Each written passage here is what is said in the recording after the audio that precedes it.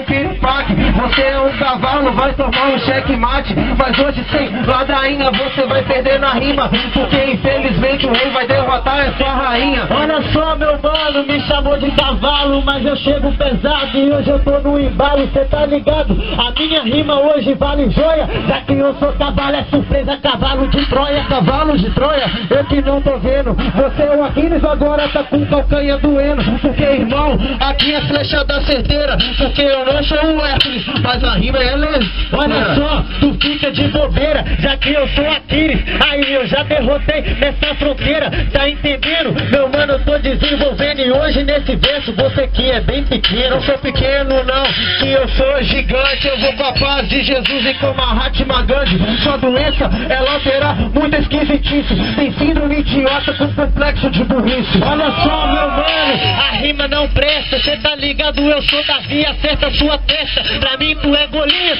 e hoje você cai. Pode dizer que na rima você aprendeu com o pai. Não aprende com o pai, porque não é tu, é filho. E na moral agora eu vou causando o seu trilho, porque você se acha o grande lobo da matina, mas só que é um cachorrinho que só chora na matina.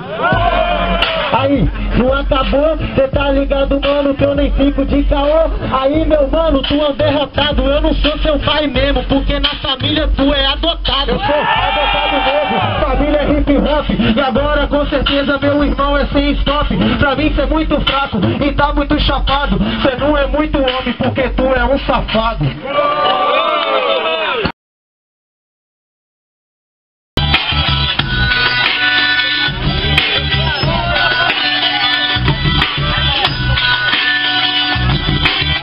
Me chamou aqui de safado, mas aí, meu mano, pra mim tu é um arrombado. Cê tá ligado? A verdade é nua e crua. Me chama de safado se tem dos conceitos que eu tenho na rua. Na moral de todo mundo, 99% idiota, 1% seu é burro. Correto, agora é só o rap.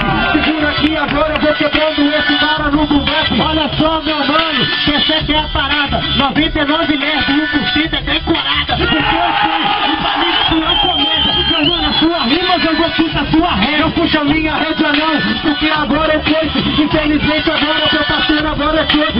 Isso não é decorada, isso é improvisada. É sonho que você faz é rima dentro da sua casa. Olha só, meu mano, o verso é muita treta. Não é decorada não, é tudo na ponta da caneta. Aí já vi até o refrão. Faz a música pra tu, porque na rima tu é vacilão. Eu vou cantar uma música desse vacilão.